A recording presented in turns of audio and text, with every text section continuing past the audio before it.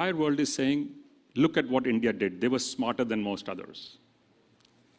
What drove you at that time to continue to do what you did, but continuingly cautious? Why did you not open the purse strings as much as many other countries did? What was it that held you back, which now looks like it was the smartest possible thing to have done?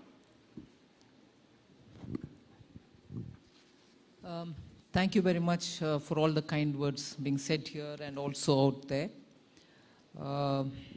Let me start by saying the credit goes to the people of India, people belonging to all levels of income,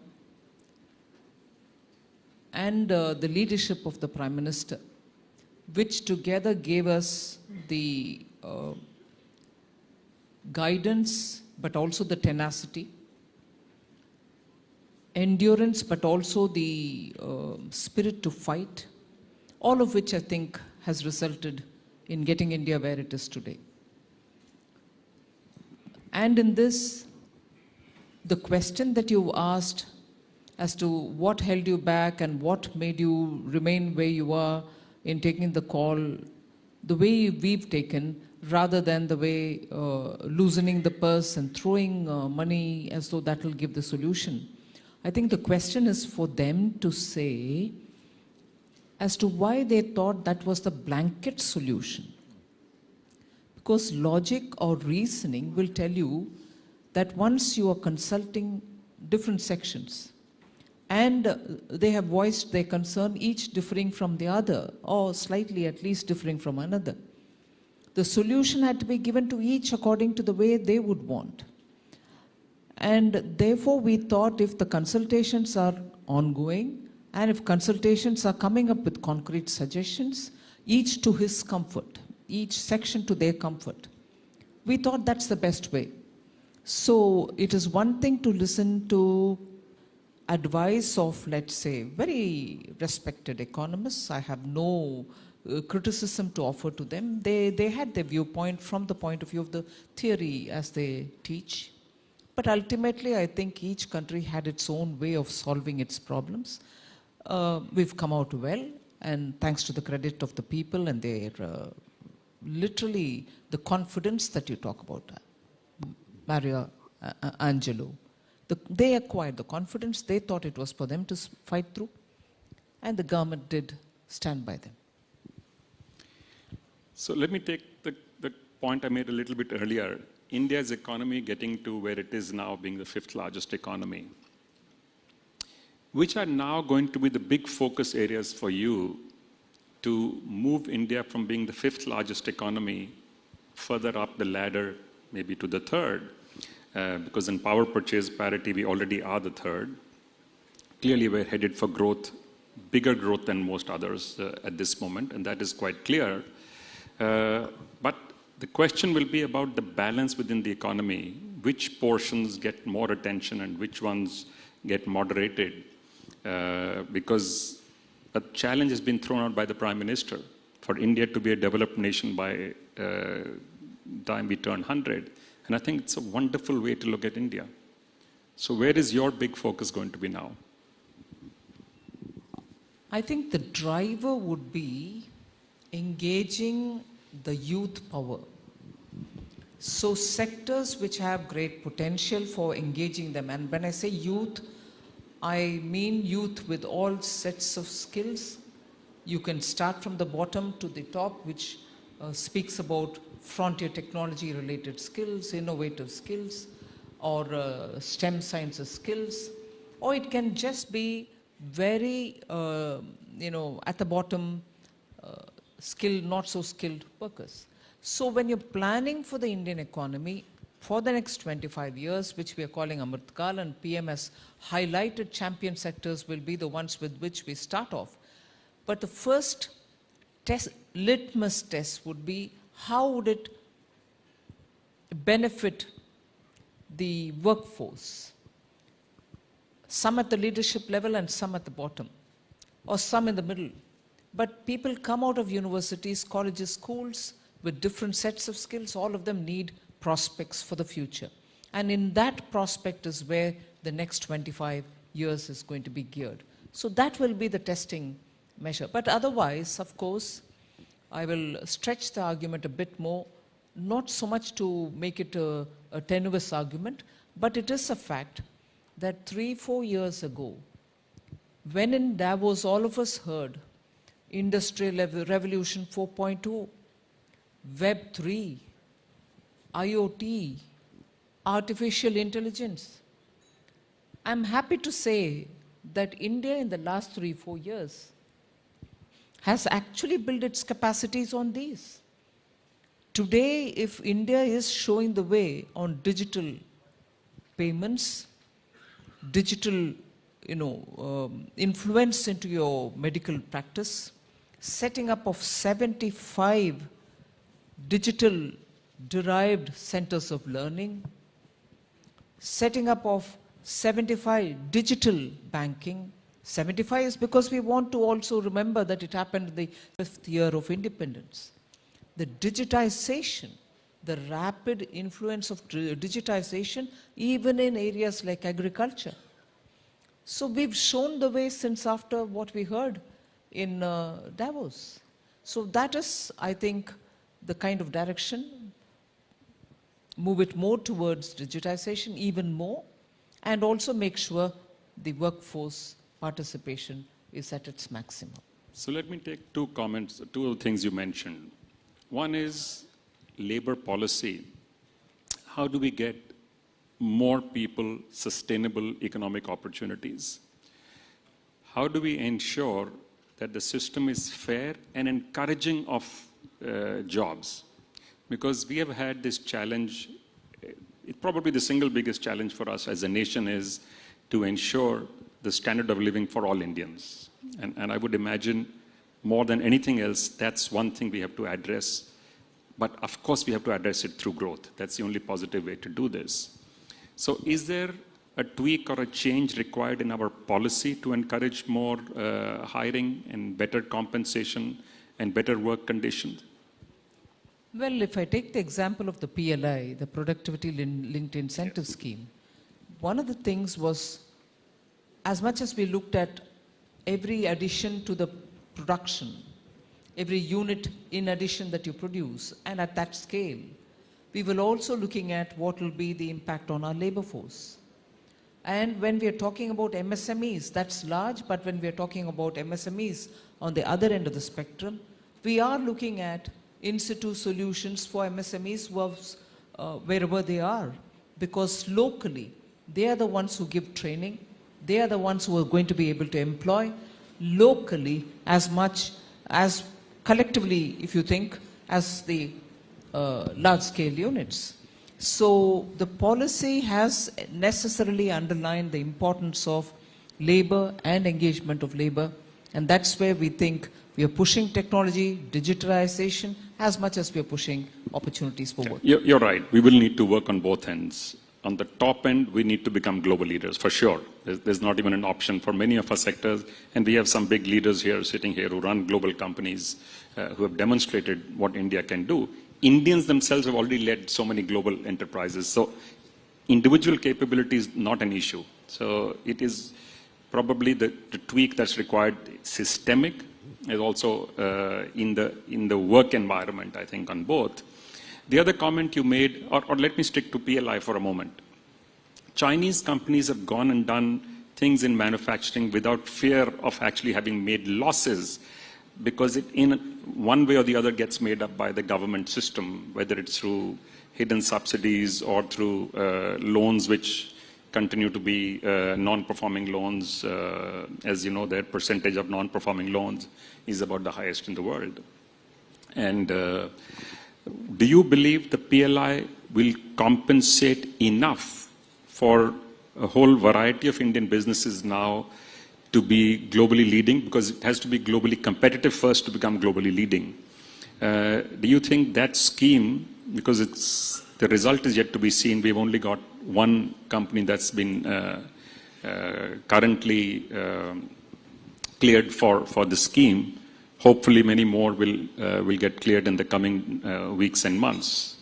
Is that enough, or is there other things we need to do to remove some of this fear people had of getting into manufacturing over the last decade or so? We saw a little bit of a climb, then we saw a bit of a decline, as you know. Now, and it is necessary.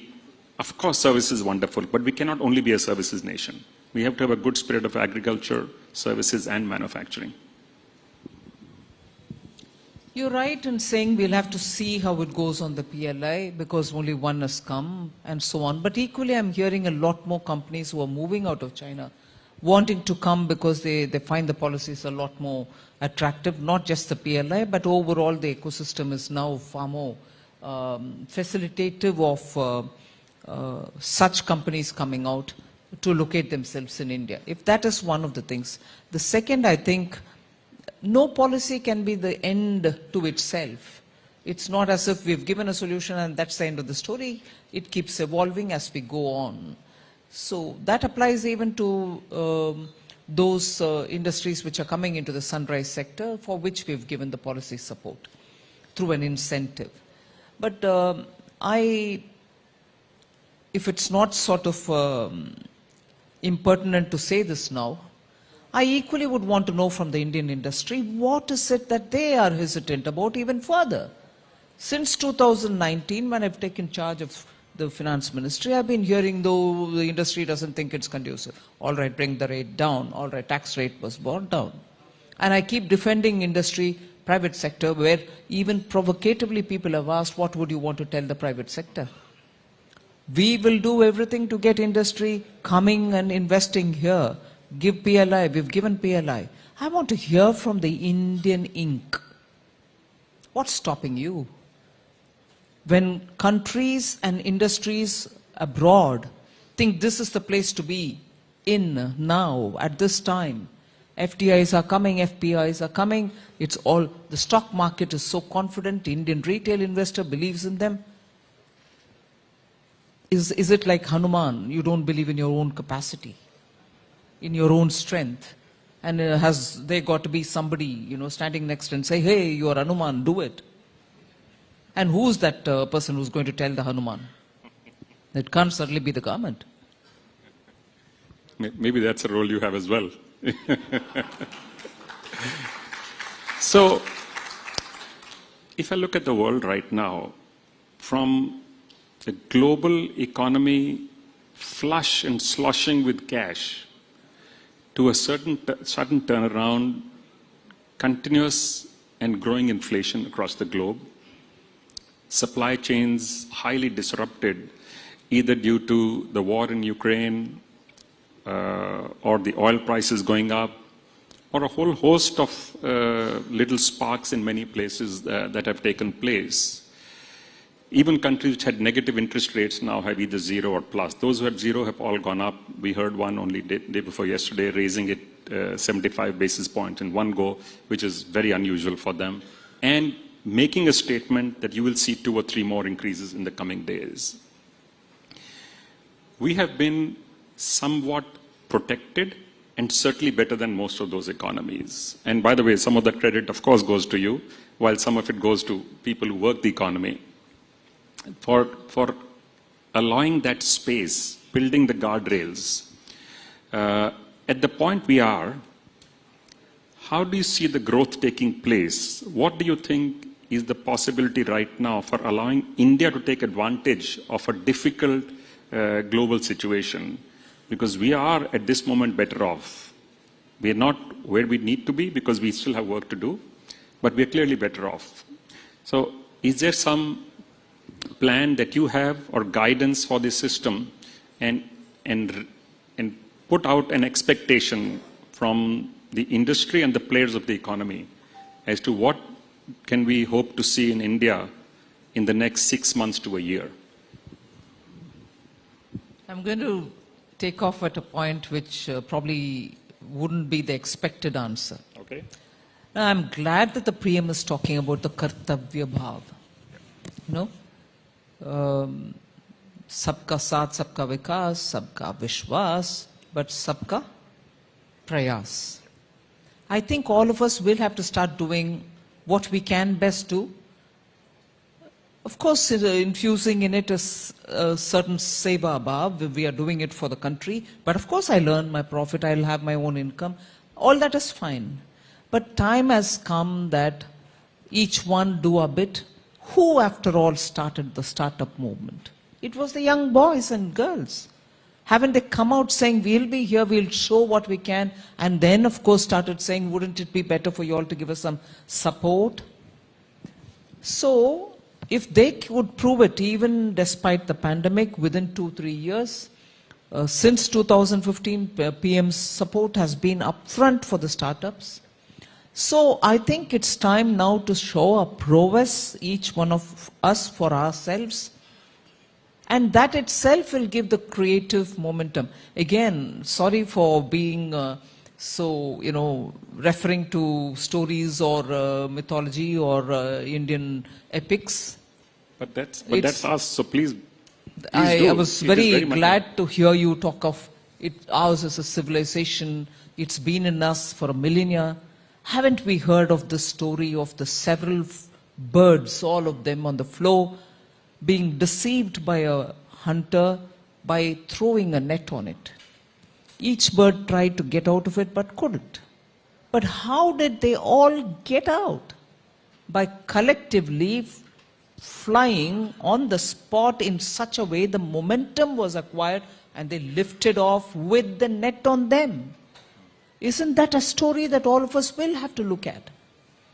Each one may feel powerless, but together, if the will, Jana Manas, if all our Manas says, look, this country has to be somewhere else, but not here, this country includes us.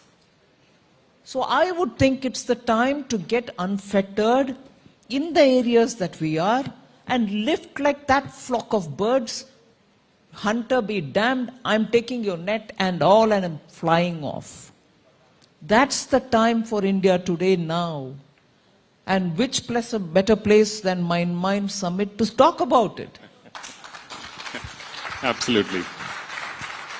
So therefore, do you think it's time for India to start talking capital convertibility?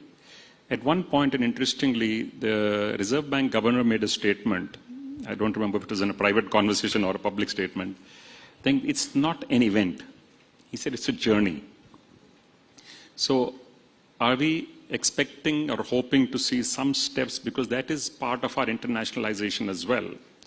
On the one hand, lowering some of the import duties, that might help with some of the inflation. And on the other hand, looking at one or two more steps towards capital account convertibility. Are we ready for that? See, I'm sure you observe government on the Reserve Bank and the various steps that they're taking over the period, and also infer for yourself as to where this is going. What is this attempt now in having rupee trade? It's not the ruble rupee which was of the old format.